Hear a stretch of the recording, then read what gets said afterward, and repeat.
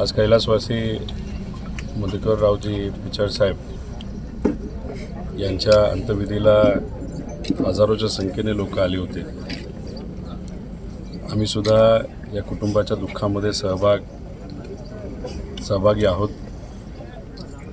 खरं तर पिचड साहेबांचं काम पक्षाचे अध्यक्ष म्हणून खूप मोठं होतं। मंत्री महोदय म्हणून सुद्धा आदरणीय पवार साहेबांच्या मार्गदर्शनाखाली त्यांनी या महाराष्ट्रामध्ये जी कुठली जबाबदारी दिली ती योग्य पद्धतीने पार पाडली। आज एवढा मोठा दुःखाचा प्रसंग पिचड कुटुंबियावर जो आलेला आहे त्याच्यामध्ये पवार कुटुंबीय हे सहभागी आहेत।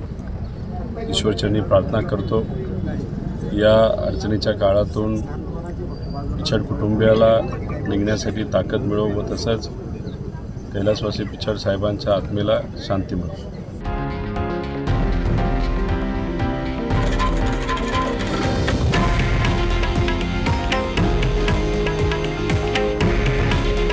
हे आहे देशातील नंबर 1 न्यूज नेटवर्क आणि आपण पाहत आहात TV9 मराठी।